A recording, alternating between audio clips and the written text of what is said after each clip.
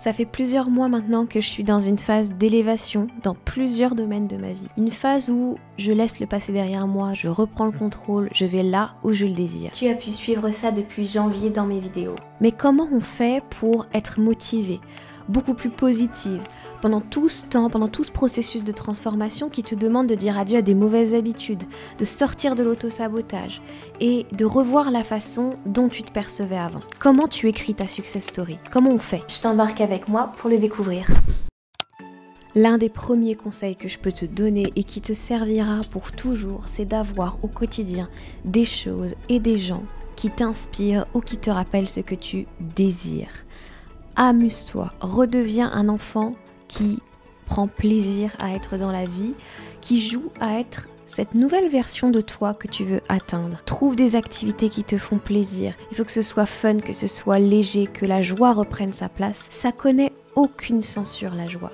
Donc autorise-toi à rire à gorge déployée durant cette période, à danser si t'en as envie. Écoute des podcasts qui sont inspirants, regarde des images qui t'aident à t'évader, à rêver, par exemple sur Pinterest. Ton inspiration et tes activités doivent t'aider au quotidien à créer cet élan-là. La motivation, c'est vraiment surcoté par rapport à la discipline. En réalité, tu as beaucoup plus besoin de discipline que de motivation. Mais dans cette vidéo, j'ai décidé de parler aussi de motivation, tu le sais bien. Et en ce moment, c'est pas terrible. Alors bien sûr, tu as mis tout en place pour que ton organisation se tienne et que tu puisses atteindre tes objectifs, mais en ce moment, peut-être que comme moi, ta motivation est en berne. Je peux te donner déjà un conseil. Arrête de te comparer avec les autres. Compare-toi à toi-même. N'hésite pas à regarder concrètement là où tu en étais il y a 6 mois et à noter tout ce que tu as amélioré, tout ce que tu as mieux compris et comment tu as déjà transformé ta vie. Même si t'es pas arrivé à la fin du chemin, c'est pas grave, c'est déjà génial. N'oublie pas que l'essentiel, c'est d'être discipliné. La discipline va te donner énormément de bienfaits au niveau de ta foi en toi, de tes croyances en toi. On va en parler juste après.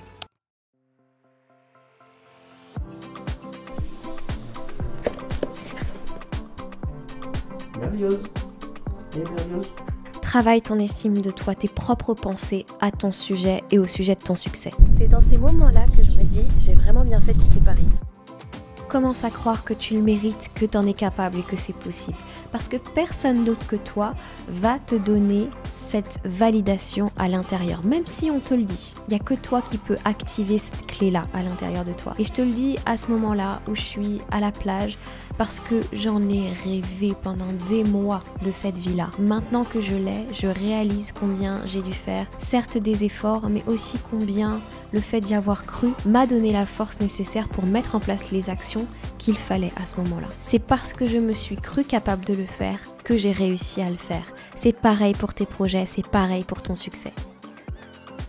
Un conseil que je me dois de te donner, c'est que bien sûr tu fais les efforts pour arriver là où tu souhaites, pour que ta vie soit cette success story que tu attends, mais pour avoir ce succès, il est important que tu trouves l'équilibre entre toutes choses. L'équilibre entre le faire et l'être. L'équilibre entre des activités qui sont vraiment là pour t'aider à créer concrètement quelque chose et des choses qui sont là plutôt pour t'aider à te soutenir finalement mentalement et physiquement dans les épreuves et dans les expériences que tu es en train d'avoir. On oublie souvent que c'est pas une course. On voudrait avoir les choses vite, mais on laisse pas forcément la place au temps et c'est dommage. Je t'invite à vraiment avoir diverses pratiques. Dans un premier temps, des pratiques qui t'aident tous les jours à te soutenir et à te souvenir du pourquoi tu fais ça, à rester positive, à te brancher solution face aux difficultés. Je pense par exemple au journaling. Et puis écouter des podcasts ou des personnes inspirantes, travailler avec une coach, je dis pas ça par hasard. Et puis aussi à te faire plaisir, te reposer. C'est un travail plus profond que tu le crois de faire ces efforts. Tu mérites aussi du repos, de la douceur et de l'amour. Et c'est aussi ce qui va te faire grandir. Donc offre-toi des temps de pause, de lecture qui n'ont rien à voir avec ce que tu travailles. Danser, déjeuner avec une copine, aller marcher, bref, vivre ta vie et t'éclater. Parce que finalement, tu veux obtenir tout ça, mais surtout tu veux prendre un maximum de plaisir pendant tout ce processus qui n'est pas simple, qui va te demander des efforts. Savoure ta vie. Apprends à faire ça. Salut, je suis actuellement en plein montage de la vidéo. Je souffre beaucoup. Et je reviens vers toi tout simplement parce que je n'ai pas fait de fin de vidéo, je n'ai pas fait d'outro.